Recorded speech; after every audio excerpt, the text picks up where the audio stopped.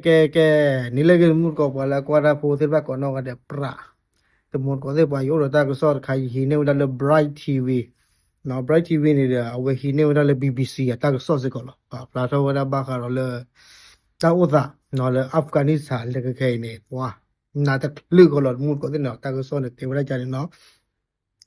BBC เปิดเผยภาพสะเทือนใจจากอัฟกานิสถานท่ามกลางวิกฤตเศรษฐกิจและความอดอยากที่ยังคงรุนแรงหลายครอบครัวกำลังดิ้นรนเพื่อเอาชีวิตรอดแม้ต้องแลกด้วยการตัดสินใจที่เจ็บปวดที่สุดในชีวิตว้าเนาะ BBC เนี่ยปากพลาทว่าได้ตากอดเบเนาะเอาไว้ตากอดเบนมุกสิเนาะเอาไว้ในเกณฑ์เราทำอัฟกานิสถานเนาะแค่ๆในอัฟกานิสถานมุกสิตากอดซ้อนในเตวได้เลยตาใส่วิลล์ดูเกณฑ์ทอดซะเนาะกว่าเดียกันเนาะต่อออบาเมต่อออบาทีบาเนาะฮิโปโคโพเนาะดูโบทอโพแต่บลูดูเนี่ยฟิวเซอร์พันธุ์บ้ากุเกสโยเตวดาดินรอนเนาะแล้วก็ออบาเนาะอาฟิวเซอร์พันธุ์มีบ้าสกุลเราตาเลยอะโกบ้าชาธนาเกอาฟิวเซอร์พันธุ์บ้ามาวดาหรอเนาะตาก็ส่วนเนี่ยเตก็ว่าเลยก่อเดเนาะก่อเดทุกเช้าเนาะเลต้าลอดต่อแล้วก็ได้เวเนซักชารันเนาะซักชารันเอาไว้มีได้เวทเพลเลโอเลอัฟกานิสถานเนาะโอได้เลยกอรินก็ได้เลยจังหวัดกอเนาะแต่เราปะปกควาเลอากยาเนี่ยก็เดเนาะก็มุชิเดปาเสพาเนี่ยเด็กเฮเชอเท่าได้เล็กเล็กป่ะเนาะดีโซเลปกติจะเลยเนาะเชื่อเท่าได้รอเดือดไม่กว่าแกแหงงาคือมาโอเจียเนาะมีโอเดเกลคือก็เหรอเนาะมีมาบาตาเทตนีเนี่ยตาตนีเนี่ยเดอฮิโปโกโพเนี่ยก็อบาวดามีก็อบาวดาที่เลเวเปเนาะดอตาก็ซ้อนเนี่ยเตก็ดอได้เลยเลิฟปกว่าอากาศตะกยากลาเนี่ยโอ้ได้ตึกอะอามิวได้เลยจูมาขันโอ้ได้ลุยชีดอเยนี่มูลกว่าเด้เนาะปาพลาเท่าได้เตวได้เลยคือนุยอะก็ปู่6 สัปดาห์ที่ผ่านมาเด้อนะสามาบาตาเทเซซอลปู่อะตมูลกว่าเด้นั่นคือเนาะคือนุยมาบาตาเทเซซอปู่ล่ะเนาะดอเจเนี่ยโดนี่บ้าวได้เนี่ยอยู่เตวได้วันละเนาะตะนีเนาะปังเงาเนี่ยลอเลเจอยู่เนี่ยตะปอยชีแต่ตะปอยชีบ่แลเจอัฟกานิสถานเนี่ยตะปอยชีตะลักคีปออัฟกานิสถานแม่เลเจอยู่เนี่ยนุยชีขอบะถือว่าเล่นตะปอรลุยบะตะมอนี่หรอเนาะเจนมอนี่เนี่ยนกเกลือนี่พวกเขาพูดไปยาเลยเนาะตาก็สอนเตวดาเนาะแล้วถ้าบุคคลกันเนี่ยเตก็ดอกว่าได้เลยชายคนดังกล่าวเผยว่าลูกของเขาต้องนอนทั้งที่ท้องว่าง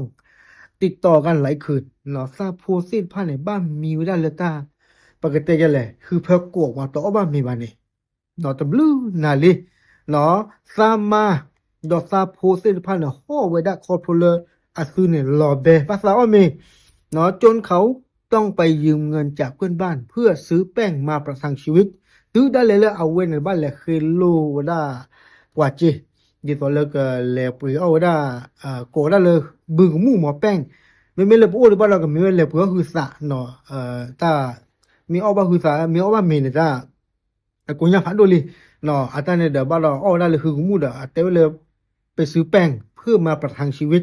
นอนแล้วปุ๋ยว่าได้บึงมู่นี้เราเดี๋ยวให้กินมาเอากินไว้ได้ดอกให้กินอ้อได้เดี๋ยวที่ผู้คอโพเนาะดอกเต็กดอกได้เลยเขากล่าวต่อว่าตนกลัวว่าวันหนึ่งลูกของตนจะต้องตายเพราะความหิวเนาะเตวดาเลซาอึเนาะเลซาโพเนี่ยกะซีคอโทรเลอาตอบ้านเมบาอาโคเนาะรายงานยังสะท้อนให้เห็นว่าบางครอบครัวในอัฟกานิสถานต้องเผชิญภาวะหนักหนาจนถึงขั้นยอมขายลูกสาวตัวเองเพื่อแลกกับเงินและอาหารที่โพคอโพบ้านตัวดูแลอัฟกานิสถานเนี่ยเนาะตื้อได้เลยแหละสูเซนฟันบ้าชาล้อกูอย่าโพมึงเนาะที่ตัวแล้วก็ชีเนวได้เจตลุยเนี่ยเด็กแฮกเกลือออกเกี่ยวได้อภัยที่โพคอโพหลังไม่สามารถหาเลี้ยงครอบครัวได้ต่อไปโดยการที่บ้านเนี่ยเลอซื้อชากุยโพเนี่ยแต่ไม่เลอซื้อโดนนี่บ้าจีรคาบานเนาะก็เพราะเลอลือเอาไว้ได้แต่เปลือยละบ้า เนาะซึ่งกลายเป็นอีกหนึ่งด้านมืดของวิกฤตมนุษยธรรมในประเทศเอาไว้ในเกทอกกิวิลาตาคาเลอัลลอฮ์ปิลอพึอัลลอฮ์ทุบาโดสาบาโดนะคะเลอัฟกานิสถานแล้วก็เลกเคยองขณะที่ข้อมูลจาก United Nations ระบุว่าปัจจุบันประชาชนชาวอัฟกันกว่า3ใน4ไม่สามารถเข้าถึงเอ่อความต้องการพื้นฐานในด้านการดำรงชีวิตได้ทั้งอาหารรายได้และความมั่นคงในชีวิต